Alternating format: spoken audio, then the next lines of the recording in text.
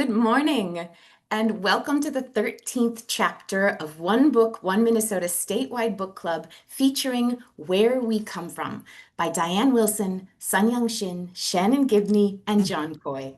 The One Book, One Minnesota program is presented by the Minnesota Center for the Book and sponsored by Blaze Credit Union. I'm Elaine Hopkins, the Senior Director of Programs and Services for the Friends of the St. Paul Public Library, the Library of Congress designated Minnesota Center for the Book, which is located on Dakota land.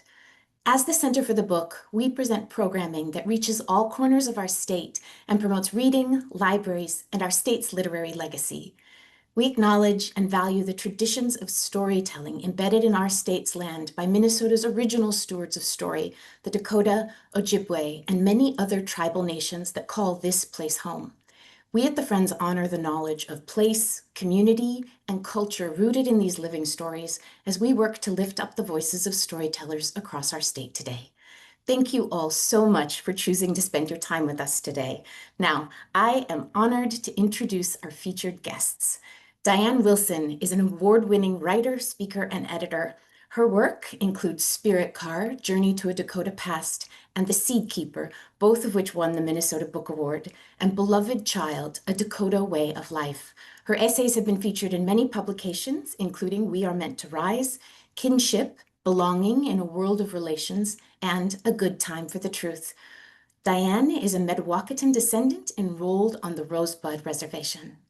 Sun-Young Shin is a Korean immigrant writer and educator living in Minneapolis, which occupies Dakota and indigenous homelands. She's the author, co-author, or editor of 13 books, which include the popular essay anthology, A Good Time for the Truth, Race in Minnesota, Unbearable Splendor, a Minnesota Book Award for Poetry winner, and Where We Come From, a Carter G. Woodson Book Award winner.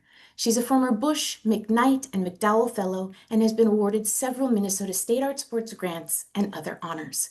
Her forthcoming books include a picture book, Revolutions Are Made of Love, the story of James Bogg and Grace Lee Boggs, creative nonfiction book, Heart Eater, a memoir of immigration, belonging, and how we find ourselves in language, and Asian American Histories of the United States for young readers. She's a full-time author, freelance writer, writing coach, and cultural worker. Shannon Gibney is a writer, educator, and activist. She is the author of several books, including The Girl I Am, Was, and Never Will Be, a speculative memoir of transracial adoption, which received a Michael L. Prince Honor and a Minnesota Book Award, See No Color and Dream Country, both winners of the Minnesota Book Award, Where We Come From, co-authored by the lovely people here today, winner of the 2023 Carter G. Woodson Award, Sam and the Incredible African American Food Fight, and We Miss You, George Floyd, published in November. A Bush artist and McKnight Writing Fellow, Gibney teaches at Minneapolis College, where she was named Educator of the Year in 2023. She lives with her 2 children in Minneapolis. And John Coy is the author of young adult novels, the 4 for 4 middle grade series, the nonfiction and fiction picture books, including Hoop Genius, Game Changer, Their Great Gift, Dads, and If We Were Gone. He's received numerous awards for his work, including a Marion Vannet Ridgway Award, a Charlotte Zoloto Honor, a Bank Street College Best Book of the Year, and the Burr Warzala Award for Distinguished Achievement in Children's Literature. John Coy lives by the Mississippi River in Minneapolis. So the authors will be discussing where we come from and reading the book, and then we'll be happy to answer questions from all of you. So please feel free to put those in the chat. Welcome to you all, and thank you for being here. Amatakiapi, hello all my relatives. I'm greeting you today in Dakota because it's a good way to remember that we are on Dakota homeland. And when I say hello all my relatives, I mean not only are we all related, but we're also related to everyone around us. So the trees, the water, the earth are all our relatives. And that means we get to take care of each other. So I want to welcome you today. My name's Diane Wilson, and we're going to begin by reading our book to you. We come from stardust, our bodies made of ancient, I'll wait.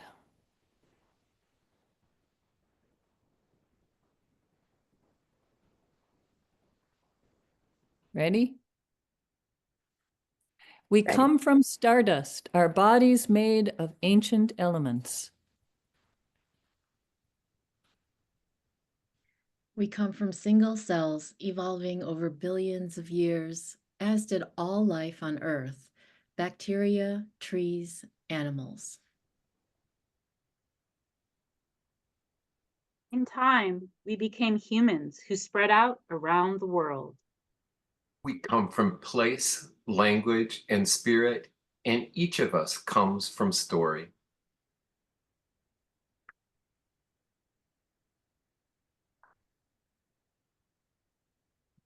I come from Minnesota Makoche, a land of forests and clear lakes, where cornfields remember a vast prairie, a sea of tall grass, home to bison, burrowing owls, and Dakota skipper butterflies.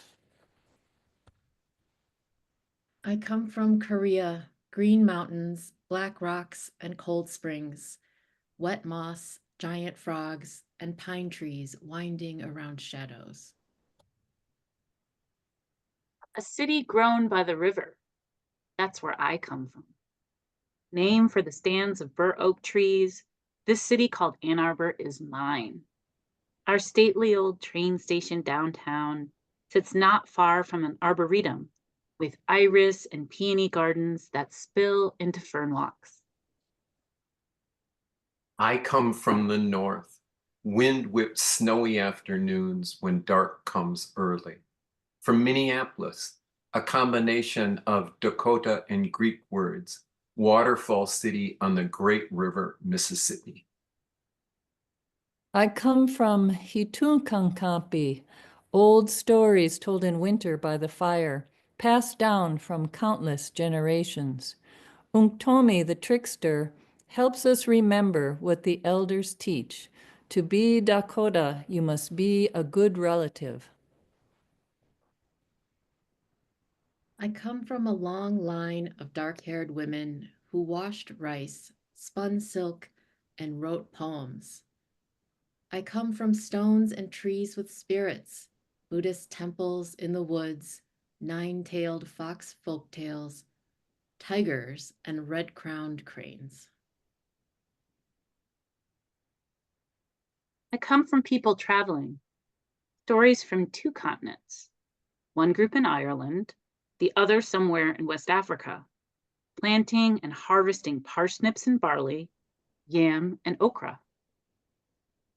I come from the animals, bear, boar, elk, and deer, who kept us alive long ago in Ireland and Scotland. I come from groves in the forest, bounty of nuts, berries, and mushrooms, and from standing stones, sacred spots for ceremonies. I come from the breath of plants, the sweet sap of trees, roasted corn, first medicine water, parched wild rice, bison meat sizzling fat on hot coals, gifts from the land. I come from 5,000 years of a people, kingdoms that rose and fell, an empire, movable metal type, and a native alphabet created so all the people could read and write. White people called my ancestors slaves, dragging us to this country by force. We worked on enormous cotton plantations they thought they owned too. But the flourishing forests we runaways hidden also resisted. I come from Gaelic speakers, sitting in a wide circle of stories, myths, and poetry. I come from a drum, the bodhrán, and bagpipes, flutes, and fiddles, songs sung at the Kalia deep into the night. I come from a war in 1862 that forced us from our homeland, from the bones of our relatives, from the plants we knew. I come from grandparents forbidden to speak their language, ancestors forced to learn English at boarding schools. I come from over 100 years of migration across the Pacific, first on the SS Gaelic to sugarcane plantations and pineapple farms in Hawaii. I come from Black folks in Mississippi who loved the land but had to leave it behind to stand up, to find enough space for we who were coming. They journeyed to industrial cities in the north, crowding into tenement houses, working in factories and meat packing plants, all so the babies could finally reach and grow. I come from the soil, potatoes planted each year until blight and famine forced families to flee. I come from ocean crossings, Cork to New York, Glasgow to Halifax, people packed in boats, praying for passage. I come from my grandmother's garden, picking berries warm from the sun. My ancestors' prayers brought us home to the land where we have always lived. Now families dance at powwows, learn our language, and listen to the old stories once again. I come from the Chicago skyline, chasing glowing fireflies at dusk, borrowing stacks of books from the neighborhood library and reading them by flashlight at night. I come from backyard snow forts and snowball fights in the park, from sleepovers in the treehouse and s'mores in the fire pit, from parents who love each other but sometimes fight, and brothers who never back down from a dare. I come from baseball diamonds, playground basketball courts, weekly library visits, and cross-country road trips, looking to the future, learning from the past. We all come from stardust, sparks of light connected by story, creating a circle of past, present, and future, ancestors, families, and you. What do the stars, the fields, and rivers sing to you? What stories does the wind whisper in your ear?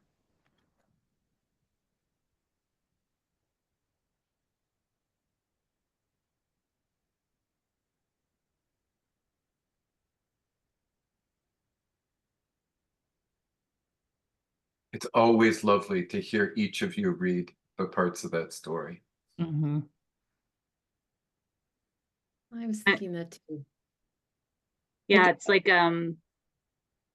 one story, but there's so many different parts, and then to hear each voice articulate it just brings another level. And we should also praise the remarkable illustrations by Dion MBD, who is Singaporean. So I guess with technology, perhaps sometime we might be able to have him on here, but mostly we can't. But we were so thrilled with his artwork and how he brought the stories to life. I think our listeners would love to hear how this whole book came to life, actually, if you'd share a little bit about how that happened and how you all worked together. I'm happy to start with that. I was working on the story. I've been fascinated for a long time about family history, history of people, where we come from.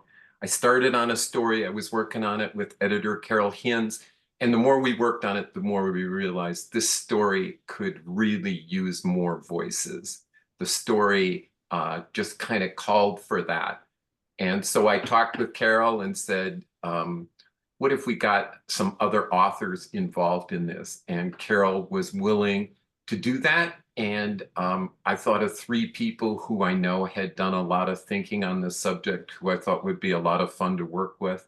And lucky for me, all 3 of them said yes. Mm-hmm.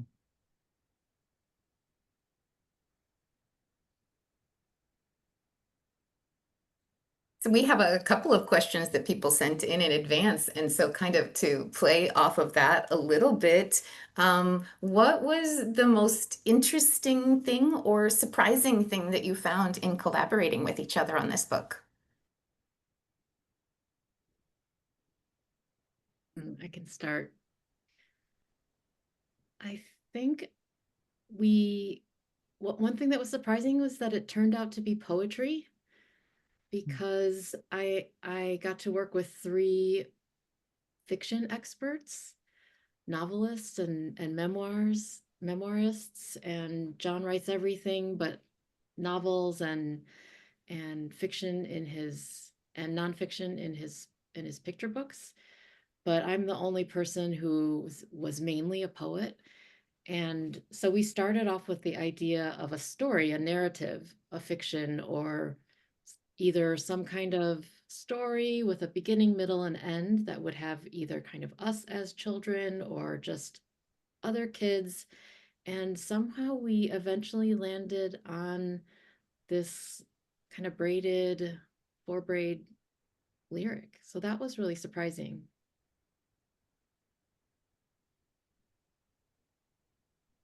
Yeah, it was just a beautiful process. You know, you never really know what it's going to be like to collaborate with people, even friends or people that you respect, you know, which is true for me, and all of us. But you know, everybody sort of has different ways of working. Everyone has, obviously, as you see from the book, like vastly different family and ancestral and individual stories.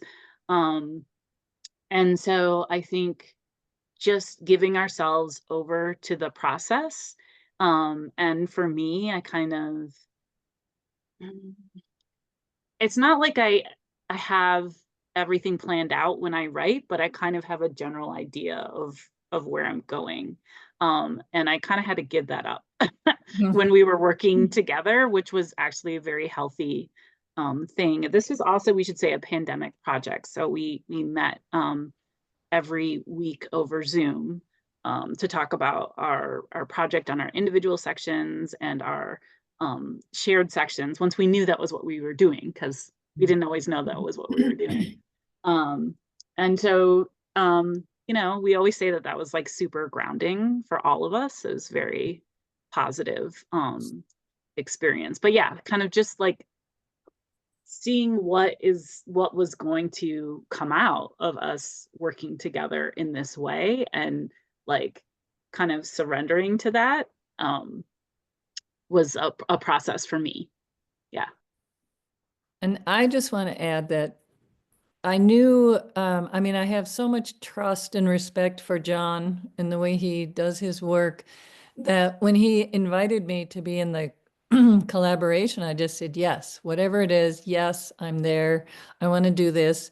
And then we got down to the details, and sure enough, to be able to work with John, Shannon, and Sun Young is such a gift, especially at that really difficult time we all went through with the pandemic.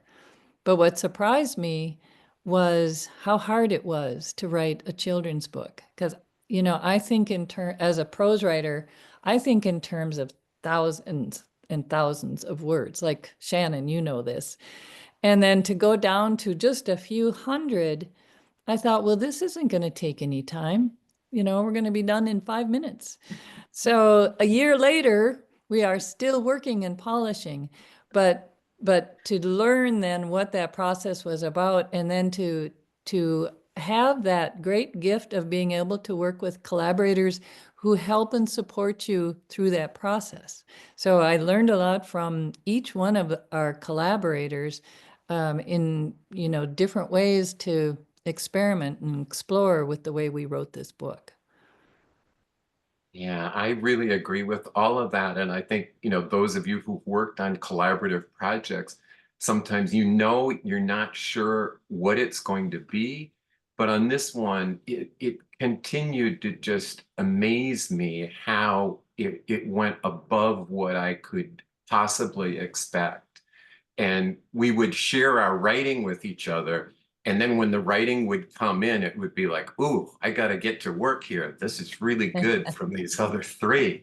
So I just felt like we supported each other and we encouraged each other and we pushed each other. You know, for some people, this was new to do a picture book, and they're all so talented. I think that there's going to be more picture books from everybody in this group. I loved what Shannon said about how we were meeting on Zoom. I think this is the first time we presented the book on Zoom. So it's a real full circle that feels really fitting. That is so marvelous. Can you tell us a little bit more about what the process was like working with the illustrator, Dion? Did they work with any of your actual childhood photos, or how did that all come about? And I want to just say, my amazing, this is why it's good to work with other people, that Dion is actually Indonesian. My wonderful collaborator, Sun Young, corrected me. So I'm sorry for that incorrect statement there.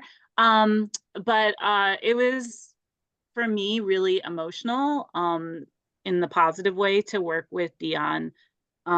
We did send him pictures of ourselves as children, which if you have a copy of the book, you can also see that Dion did a wonderful cover where he put each of us as children behind one of the letters. And so I think, yeah, I'm a prose writer. I don't really write poetry. I do write children's picture books. I write, YA, middle grade, a lot of different kind of longer form things. And so to see our words and my words, I don't want to say kind of amplified in a way, changed and amplified through their pairing with these visual stories was amazing, and again, just like so emotional. So and Dion also came back with like specific questions for us about specific parts of the book, because we have so much historical sort of references in here. So he was very thorough, which I really appreciated. And also our editor, Carolyn at Learner, was also very thorough. Yeah. I'll just add that it was really cool. It was really cool for me because my first children's book was 2004, came out in 2004, and my illustrator for that book worked in oil paint and did all of the paintings with my editor, or our editor and art director. This was with Children's Book Press, which was the first bilingual children's publisher in the country and was in San Francisco. And so I got no input. I didn't get to see the cover or any of the pages until it was done. And that was fine. I was just happy to be in the room, really grateful to be given a chance, because I didn't have any background in children's writing, although I always really, really loved picture books, even as an adult. So that was a really cool experience, but just really different. So to get to work with Dion, and before every reading, I always, if I don't have the paper book in front of me where I taped in his full name, I have a document. I have to go look at his full name because in case it comes up, because I want to be able to share it with readers or listeners. It was just cool to get to have conversations, and it was so tender to get to share our childhood pictures with him, and to get to see my friends and colleagues' children's photos. Really, really sweet. So that was a really special part of this project. We should, excuse me, we should mention too the award that he received for this book. And I don't remember the name of it, John. I know you usually retain that. Yeah, so Dion was selected for his work on this book for the original art show of the Society of Illustrators in New York. And with that comes picking one illustration from the book. And Shannon's holding up the picture he selected. So that was framed on the wall in New York, and I was lucky enough to go out to the show. And I just loved it because it was on a west wall, so it was facing Minnesota. And the picture just stood out so much among the other art that had been selected. We also should mention that when Dion when our friend Danielle Carnito at Lerner, the art director, reached out to Dion, his schedule was full. But when he read the story, he later told us that this would be the type of story he would write if he wrote a picture book. And because of that, he said yes. And we're just so grateful he said yes, because as part of this process, he'd do art. Carol and Danielle would share it with us and then say any comments. And as you can probably gather, this group has lots of comments. So he got a lot of comments, and he was just great on making changes. The pictures just got better and better, and we're just absolutely thrilled with how they turned out. That And is we're all a marvelous. little jealous because John actually got to meet Dion. So at some point in this timeline or another timeline, perhaps the rest of us will, but we're just so grateful to him for the work he did on this. Yeah. I Shannon? not only got to meet Dion, I got to meet his girlfriend Fanny, and Dion told me I'm going to propose to her tomorrow. So I was in on this incredible drama, and they are now married. That is so fantastic. Shannon, we're on gallery view. So here, will you say something and hold up that picture that Dion won for at the just so that I Yeah, want so this is the first kind of I don't know if people can see it, but I don't know. So yeah, so this is the first individual voice in the book. So this is Diane's section. And so moving. And John, I think, you know, when we've been on panels and stuff, you say it better than I do. And now I'm feeling like I'm going to mess some things up since I messed up Dion's home country. But you know, don't you say here that you know, this is how actually Minnesota looked thousands of years ago.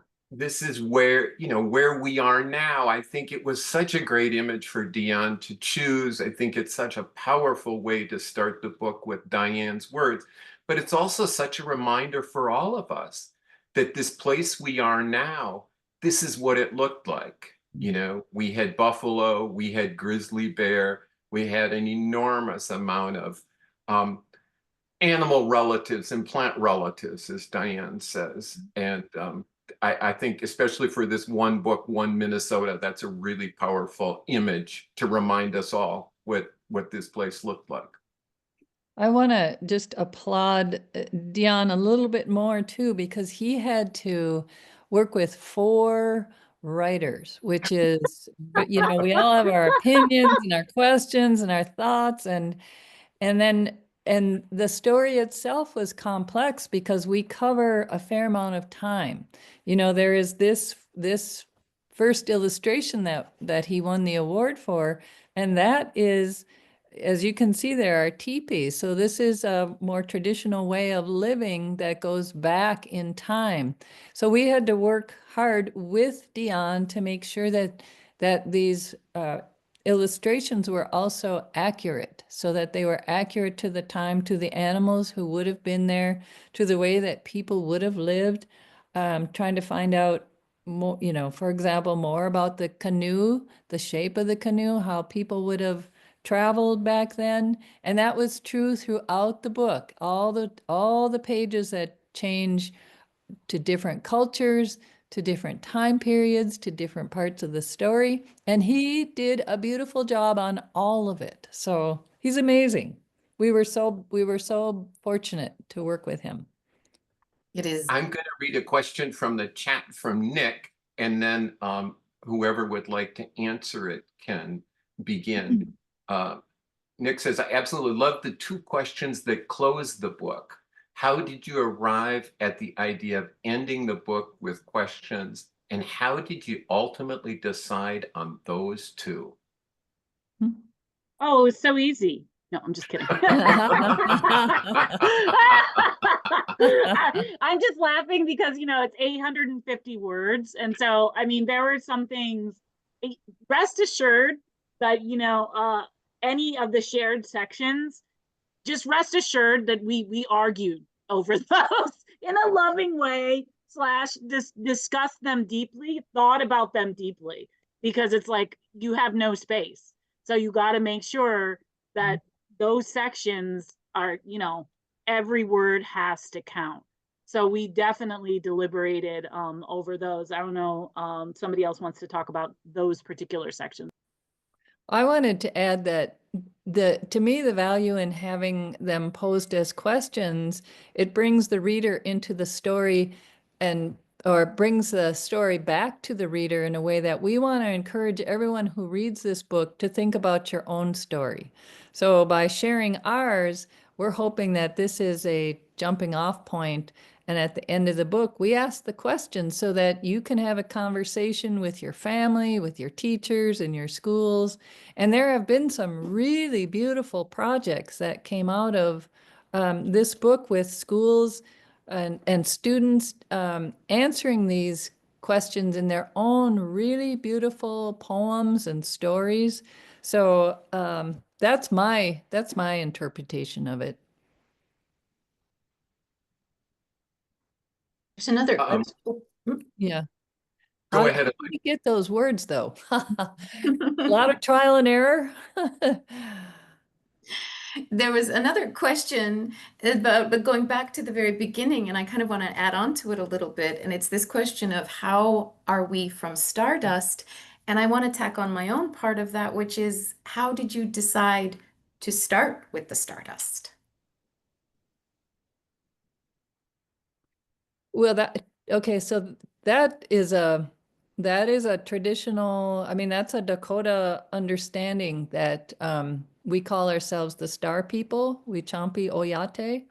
And literally, we do come from the stars. Our bodies come from the minerals that have come from our solar system. But it for me was part of that belief system that we actually are literally made up of stardust, but we also are metaphorically, and our stories come from the stars.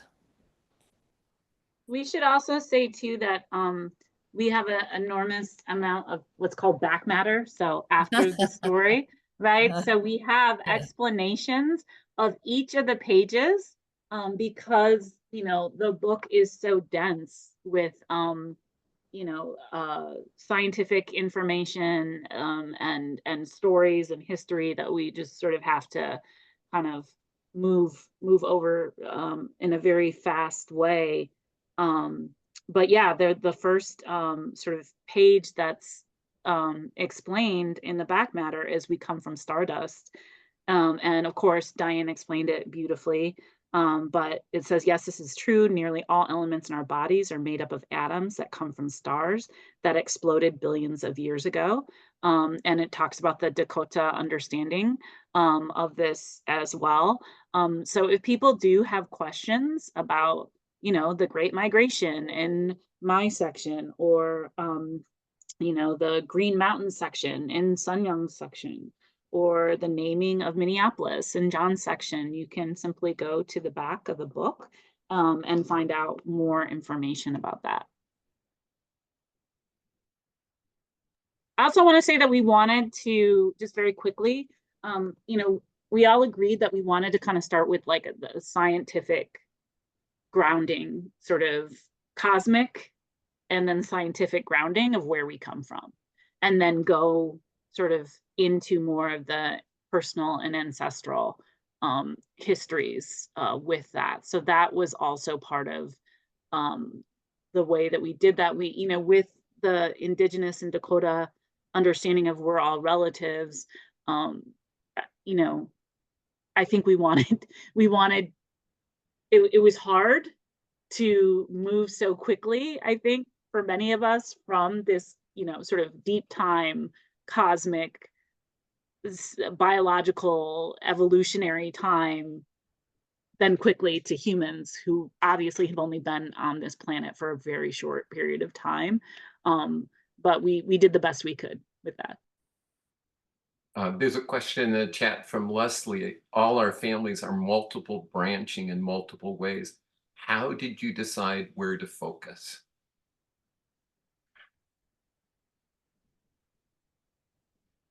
I can say that I think we all tried to, at some point, include something about some kind of hint of some childhood hint of becoming writers in the future that I for sure didn't know.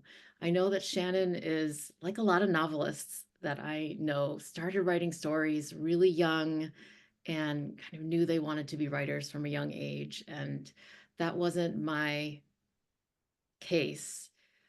So I wanted to, since we all work with a lot of kids, and I used to teach public school for 15 years, and I love librarians and love libraries. And one of my missions is also to let every child or anyone who I get to talk to know that writing or language is their birthright. Storytelling, poetry, song is it's really just a living being birthright, a rhythm of just life cycles. And that's what language comes from as well.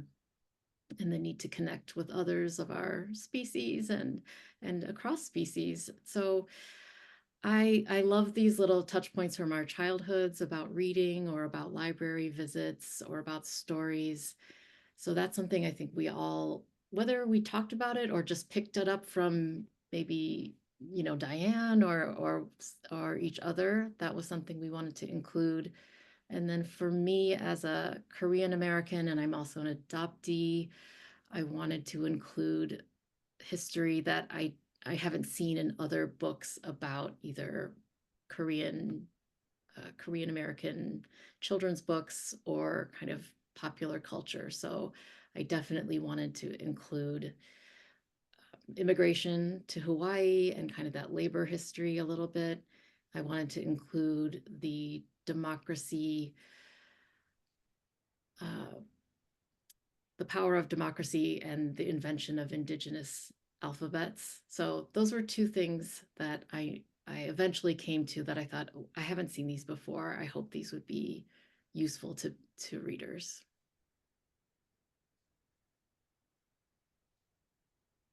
Yeah, I think it's such a good question because it's kind of like part of what we were doing was trying to take the essence of this incredibly long and complicated history that we each have in our family. Some we may know a little bit about, but most of it we have to imagine because we're going way far back. And one of the things we talked about is we wanted to be honest about some of the pain and some of the loss that has been passed down. And then in that closing session, like Sun Young sang, it just was like this wonderful opportunity to just kind of think of who are we? Where do we come from? How do you put that into a poem? And I just love hearing those because, that we all have that opportunity to say, who are we? And where do we come from? You all talked a bit about sort of the challenge of having so few words in a picture book, and I love this question from Sean, which kind of gets at that. And he says, as creatives, when we create our work goes through a gestation process, but at what point did you collectively think or feel that this is it? This journey of the book is now fulfilled.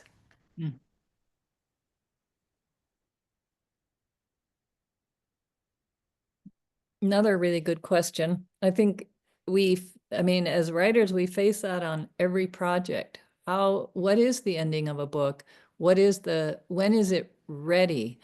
And to me, when you read through it and you've tested each idea, each word, because in a picture book, it has to be every word, every comma.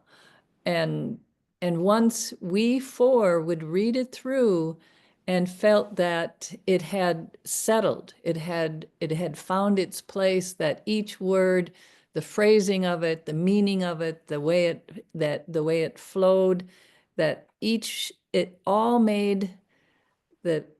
created the story that we really wanted to tell. And so it took a long time. It took a lot of conversation, a lot of discussion, a lot of just very fine-tuned and enjoyable arguing around things like bacteria. How are we going to treat bacteria? So we got into some really great discussions. So you just feel it. To me, it's a visceral process that leads to a feeling of this is what it's done. And the thing is, like I always say, like it's never really done. Like, and that's actually like the beautiful thing, because it's like, okay, yeah, this is like a book, it's an object in the world now, and so in that sense it's done. But the beautiful thing about book objects in the world, I always say, is that, you know, it's like you work on it by yourself, or, you know, in this case with my amazing collaborators and Dion, super talented illustrator Carol Hinz over at Lerner was like our fantastic editor. We have not said enough about her. She's fantastic. So lucky to work with her. I mean, it's this huge collaborative project, but it's still like this very small group of people. But the thing is, then it goes out into the world when it becomes a book, and it's not yours anymore. It comes back through other people's lenses differently. And I love that process, actually, because people find things that, you know, in your conscious mind, you might never have conceptualized. You know, so I mean, I think most of us now, all of us are seasoned writers. Most of us, all of us have like sort of many books, or, you know, several books. And I think probably all of us have had the experience of thinking like, okay, this is done. Or like, you know, or this is as done as it's going to get. Right. And then it's like, you know, you find out like, well, no, not really. Like there's this other thing to think about. So I think just having that kind of open orientation, and just understanding that with art, it is all collaboration, whether or not we admit that in our sort of individualistic, like super capitalistic culture. But that's really how it is, I think. And nothing is ever really done, I don't think.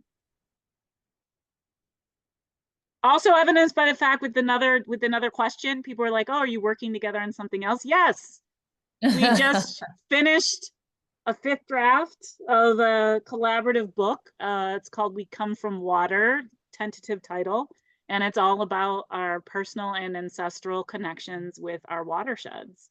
And that was also a beautiful process. I love working with these folks. I learned so much, and pushes me to be a better writer, and I think just like a better human. And those are the people that you want to work with. So we'll see what happens to that. Carol Hinz has it now. Crossing fingers and toes, though. I also want to say that I get to work with a lot of other writers, and I often say, like, there's the writer. This is a Venn diagram. There's the writer, and then there's the author. And if you're lucky, there's a lot of overlap, right? But you don't need to be an author to be a writer, right? Anyone can be a writer, or everyone's a storyteller. But then there's these author considerations, like Shannon's saying, that this is a production, and, you know, bookmaking precedes capitalism. They will be around hopefully after capitalism collapses. Books have been around since, you know, script. But in today's publishing marketplace, so there's just other things that will force us to you know, put a pin at the end of the project, even though there may or may not be things. I don't think we left anything on the table with this project. We really, I think, got to do everything we wanted to do, but that's not the case with every project, and that's okay. But there's deadlines, and there's a marketing team, and there's, you know, world events, and there's other books that come out, and then your press says, oh, you know, your book is a lot like that. Let's wait 6 months for you know, just there's things that are out of your control, of course. I mean, just as a person, but as an artist producing something, you know, for society that has an industry. Publishing is a very old industry, 100+ years. And so there's just a lot of factors. And so you kind of just have to stay flexible if you want to be happy. And if you get to work with amazing people like Diane, John, Shannon, and Carol, and everyone at our publisher, it's just a really beautiful process. I love collaborating. You, especially at my point and my age, I really have been focusing on collaborating in this stage of my career. It brings me so much joy. I get so much energy from other people's ideas. It's like a spiritual process. Makes me a better person, which is really helpful because I'm like the designated Eeyore/scold of the group. So like, I'm so glad these guys put up with me, and Elaine and Wendy too. So thanks to everyone in this Zoom room. You know, Okay, I we've got a new appreciate nickname. there's a couple questions in the chat on that collaborative process, and I really appreciate what Sun Young is saying, because I feel that same way. And I feel like in so many arts, collaboration is such a natural part of it. In theater or in dance or in music, people collaborate all the time. But with writers, somehow we grow up with this idea that it's the solitary writer working on a manuscript. And this project was just so great for getting out of that and saying the story can be so much better when you work with other people. And I find myself now pulled to a number of more collaborative projects. And I hope we're going to see more of that going forward. I think it's so cool. We're in a very collaborative moment, I feel like, with writers. I know so many writers who are collaborating, also writing cross-genre stuff. Yep. You know, when I was in grad school 25 years ago, you know, a lot of MFA programs are like this. You had to choose a track. Like, okay, poetry only, you're going to do that. Fiction, you're going to do that. Nonfiction, you're going to do that. And it's, you know, I just, most of my writer friends, at least in Minnesota, I feel also Minnesota is also a breeding ground for collaboration and cross-genre work of the writers that I know, particularly BIPOC writers, I will say. And that's just like super exciting, you know, anytime I see people pushing up against these sort of artificial categories.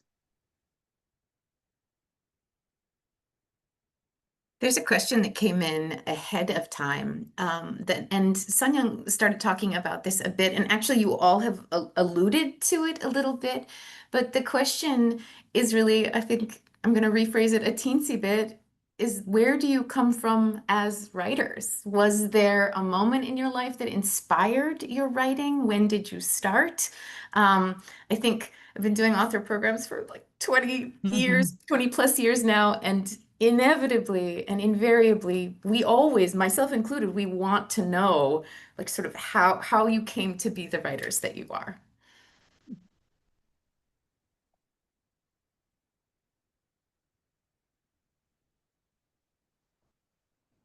Well, I'm I know absolutely I stunned.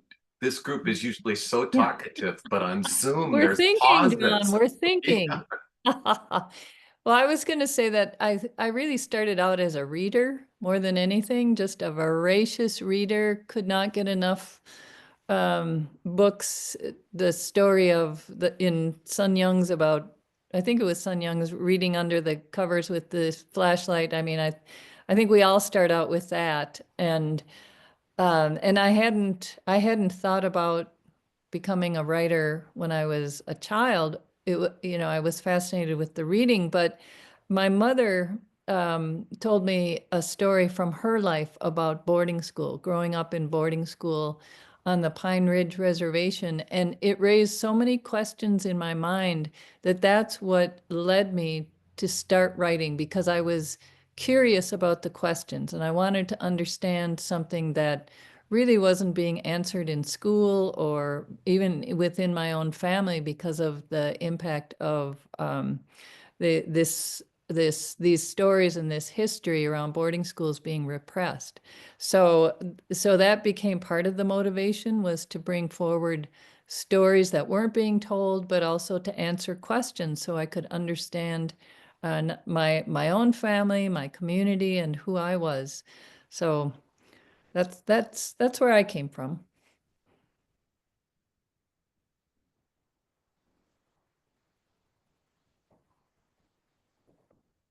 I mean, yeah, like there's this sort of hand in glove, one hand washes the other with relationship between reading and writing. So as soon as I started to read, when I was 6, I was hooked basically on both of the things. And I was like, I want to write, I want to do this.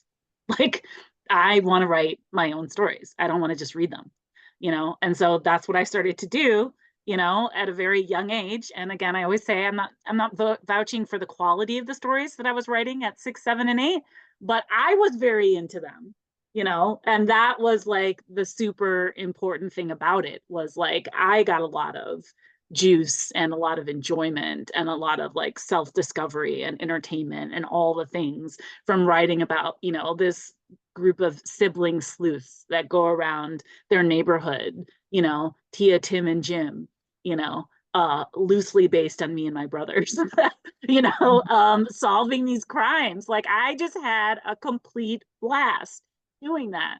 I was in schools, this also gets to the importance of adequately funding public schools, so I was lucky enough to be a child in the 80s in Ann Arbor, Michigan, as I reference in the book, where public schools were actually supported. And so we had, a publishing center, right, in our classroom where we would put whatever we wrote, our books, right, which were pieces of cardboard, paper, pieces of cardboard, and then our friends would read them and we would talk about that. It was great. It was great. Like I wasn't being published by the Big Five. I wasn't being published by the University of Minnesota Press. I wasn't being published by Lerner, but I was being published, just in a very small microcosm. And I love that too. And so it was something that I just always loved and I just continued doing. Even in college when people were like, you're never going to make a living doing that. And I was like, I don't care. I love it. I'm just going to do it. You can do your problem sets and, more power to you. I hope you find love and happiness with that. I have found it. I might not be able to eat, but I'm fine. But, but then I've found, throughout my life, I just turned 50, that because I'm able to actually communicate with people, thank you, SY, and I have different skill sets. I'm actually, besides my mom, who's a nurse, who was a nurse, she's now retired. I'm the only one in my family who's always had a job. That doesn't mean that my brothers and my dad working in the tech sector, I'm sure they've made more money than I have, over their working lives, but I've always had a job and a job that I liked, so yeah, I'll stop there. Oh, these are such good answers. That's why I, didn't want to go first for sure. There's so many. So let me just plug my memoir for my little independent press for next year. But so that it's an immigrant, they have an immigrant writers on writing series. And that's what my memoir is part of. And I'm also on their advisory board for their immigrant book contest, which I'm really proud of because it makes space for immigrant writers or people from immigrant families as well. And so that whole book is kind of trying to trace like how I became a writer and the ins and outs and a lot about just language in America and kind of how the United States teaches you to be a citizen in public school, or at least in my childhood.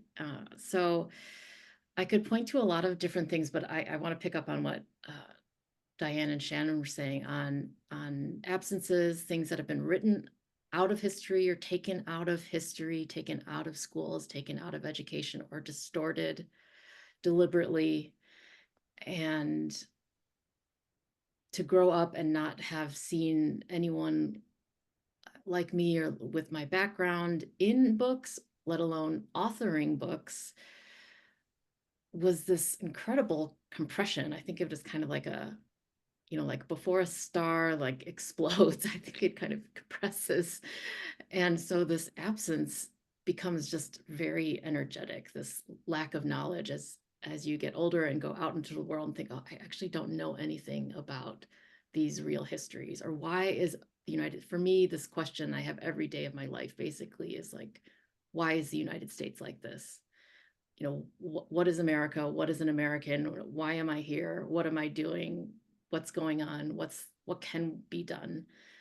And so for me, since the language was the thing that I just always loved, and books were the things that I always loved, as well as other stuff. But I have to give so much credit to my English teachers.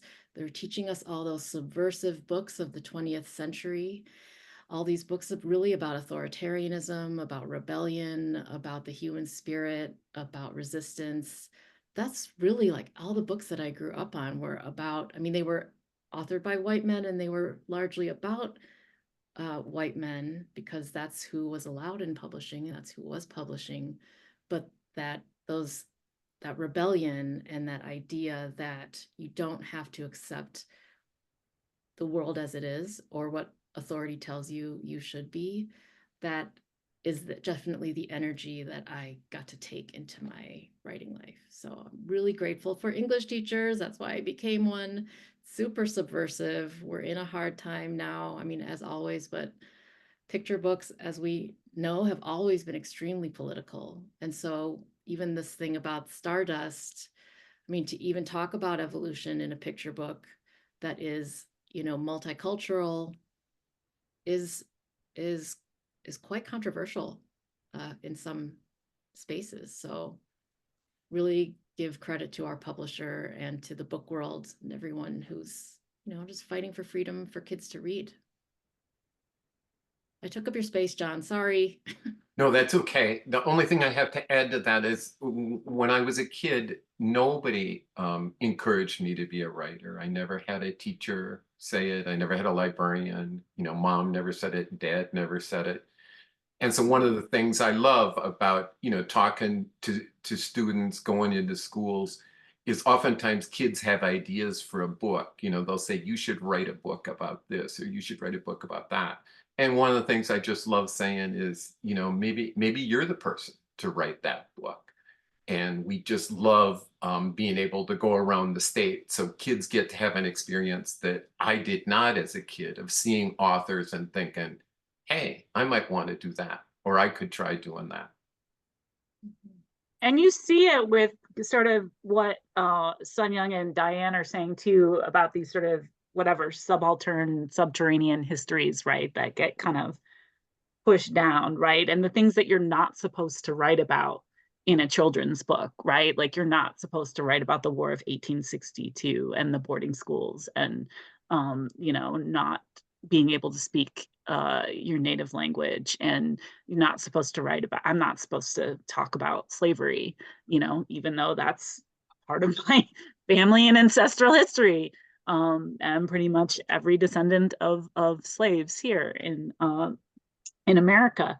And so, but children live the consequences of these histories, whether or not they're conscious of it every single day. And so when we do go out, we have had the opportunity to go out to many different schools in Minnesota and beyond. And so it's so moving for me, as a Black woman, for instance, to see children of color and Black students, it just makes you all kind of mushy on the inside when these kids are, raising their hand, they got stuff to say, well, my family, this and that, and this and that, and then they come up to you afterwards and they've got all these questions and stuff. And you're just like, that they see like, well, if she can do it, I can do it too, And that's just such a beautiful thing. It's like, yes, we have to eat, but like, there's no payment for that. There's nothing you can give me,